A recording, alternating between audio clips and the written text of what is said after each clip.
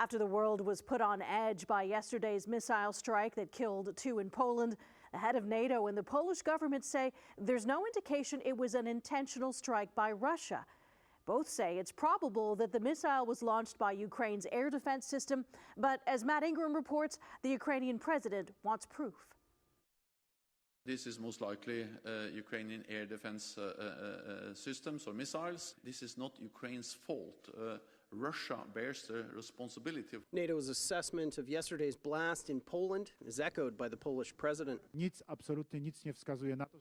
Duda says absolutely nothing indicates that this was an intentional attack on Poland. He and his prime minister say the missile was likely a Soviet-era anti-aircraft missile launched defensively by Ukraine during widespread Russian strikes yesterday. The U.S. government agrees. We have seen nothing that contradicts President Duda's preliminary assessment, and whatever the final conclusions may be, the world knows that Russia bears ultimate responsibility for this incident. Polish and U.S. authorities are working together to fully investigate, but for now, the Polish government says it will not be invoking any of NATO's collective self-defense articles. Ukrainian President Volodymyr Zelensky doubts that assessment and says he wants access to the blast site. We are waiting for the results of the investigation as much as the rest of the world is. In an interview with CHCH News, Ukrainian Member of Parliament Lesia Vasilenko says she is speaking with members of the Polish government who tell her more investigative work is needed. She says even if it was a Ukrainian missile, Russia is ultimately responsible. The reason for this, it stems from Russia and from the aggression that is waging against Ukraine and against the safety and security of nations across the world. And this is what is clear, both to Ukrainians and to the Polish. Speaking from the G20 summit in Indonesia, Prime Minister Justin Trudeau says he has spoken with President Duda, offering condolences and support for the investigation. Earlier this week, the feds pledged another $500 million in military aid for Ukraine, and today, Trudeau announced more support. We're extending the Canadian Armed Forces training mission of recruits of the Armed Forces of Ukraine in the UK for another year until the end of December 2023.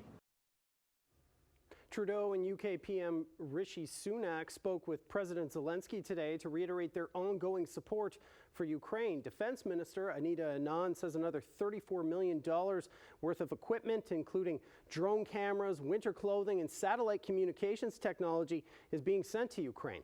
Meantime, organizations here in Hamilton and Niagara continue to gather large amounts of humanitarian and non-lethal military aid to help the Ukrainian war effort. We have our next flight going out December 3rd. We are looking for medical, non-perishable food items, hygiene, and also military non-lethal items. As of right now, with winter coming up, we're looking for winter jackets, multicam winter jackets, thermal underwear, thermal gear. The majority of our stuff, well, pretty much all of it, is going to different zones that have been liberated recently and also in the past few months.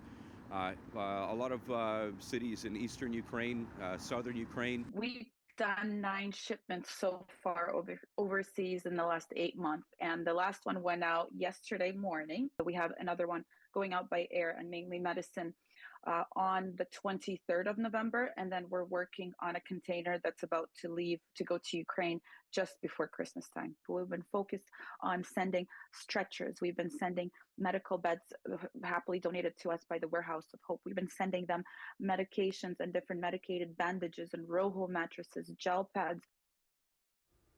Anyone interested in making a donation in Hamilton can contact Stefan Sobolewski of Taras Bulba Ukraine Support, or if you're in Niagara, you can contact Anna Demchishin of Aimed for Hope. Their contact info is at the bottom of the screen and will be posted on chch.com.